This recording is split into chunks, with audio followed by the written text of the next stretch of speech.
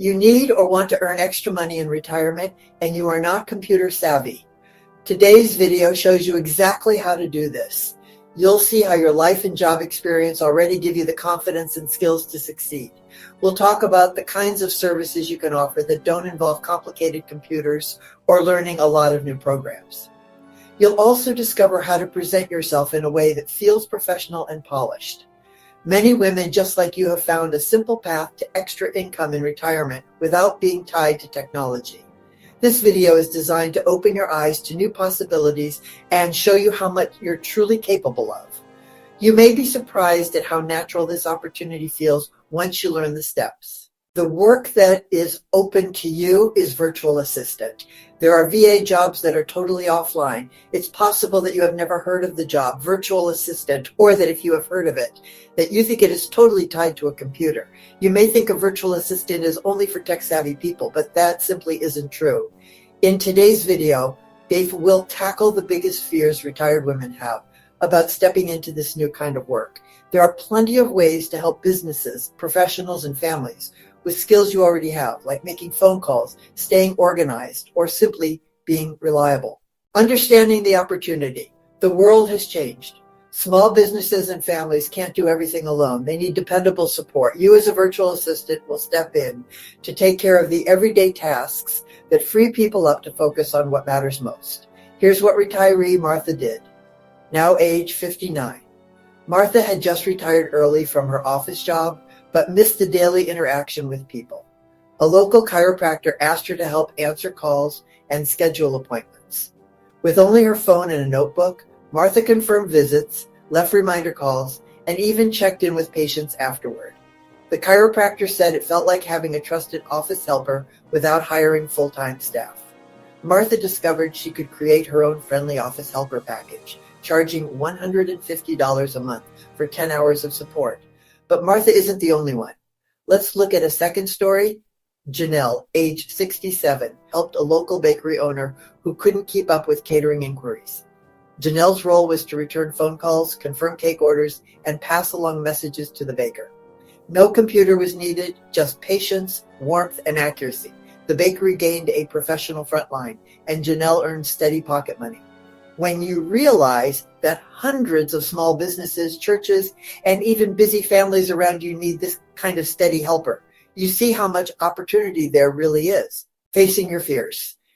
Many retired women think, what if I don't know enough technology? What if I make a mistake? What if nobody hires me? The truth is, clients aren't looking for tech experts. They're looking for reliability, maturity, and someone who follows through.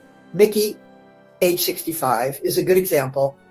Mickey had those exact fears. She told herself she wasn't techie enough, but her neighbor, a real estate agent, needed someone organized to handle details. Mickey started booking hotel stays for clients, renewing subscriptions by phone, and arranging thoughtful closing gifts. She didn't need a spreadsheet, just her common sense and phone skills. That small role turned into her personal concierge package, where she now earns $125 a month for 8 hours of support. The best part? Her fears melted away once she saw how valuable her natural talents really were. Let's add another example. Sandra, 72, laughed when her daughter suggested she could be a VA. Me? I can barely text, but a florist in town needed someone dependable to remind brides and grooms of their consultation dates. Sandra took that on, making friendly phone calls 3 afternoons a week. She even suggested having a wedding reminder checklist that became a hit with the couples. Soon, the florist offered her a small monthly retainer. Sandra's confidence grew as she realized her friendly personality was more valuable than any computer skill. Professionalism matters. Even if you're working from home in your slippers, professionalism is what clients notice. It means having a simple system, being consistent, and presenting yourself with confidence. Use a dedicated notebook or planner. Smile when you answer the phone, and set clear boundaries about when you're available. Clients respect structure. Ollie's story at age 55. Ollie wanted to stay productive after leaving her corporate job early. Through her church, she connected with families who worried about their elderly relatives living alone. She offered weekly check-in calls, reminding them of appointments, sharing friendly conversation, and providing comfort. Ollie kept a simple log of each call in her planner, so families knew their loved ones were cared for. Soon she added RSVP coordination for community events and voicemail greetings for a nonprofit. She called her package the Caring Companion Service, charging $100 a month for 6 hours of support. Families said her professionalism gave them peace of mind. Here's another Beatrice, 61, used to be a receptionist. She missed the feeling of being the voice of an office. So she set herself up as a part-time answering service for 2 local home repair businesses.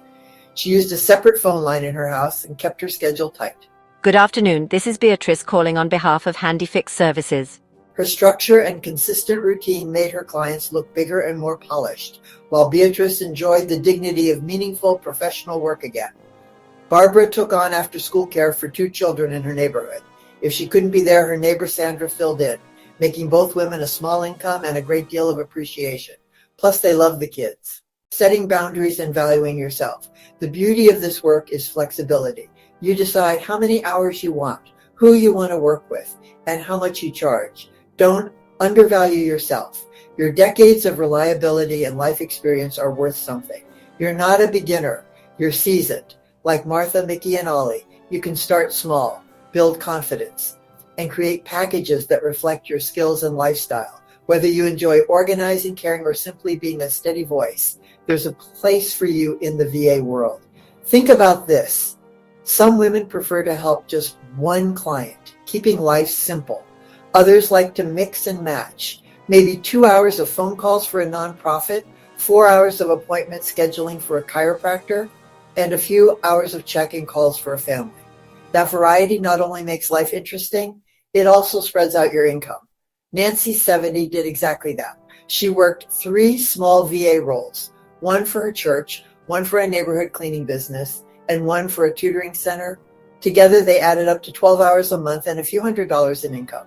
More importantly, Nancy felt useful and respected again. Imagine this. You're working a few hours a week, earning extra income and feeling useful, all without learning complicated software or staring at a screen. You're helping people, staying engaged, and adding financial freedom to your retirement. That's what being a virtual assistant without tech skills can look like. And if Martha, Mickey, and Ollie can do it, so can you. Here's one last thought. Retirement doesn't have to mean done. It can mean different. You're not finished. You're simply ready to use your skills in new, flexible ways. The phone in your hand and the trust you've built over a lifetime are enough to create real value for others. Thank you for watching today's episode of Retired Women in Finances. If you found this video helpful, please hit the like button and subscribe for more videos designed just for retired women who want to live financially secure, confident, and joyful lives. Leave a comment below telling us what you do to remain financially solvent in retirement. Your story might inspire another woman who needs to hear it. Until next time, remember you already have what it takes to succeed. Now it's just about taking the first step.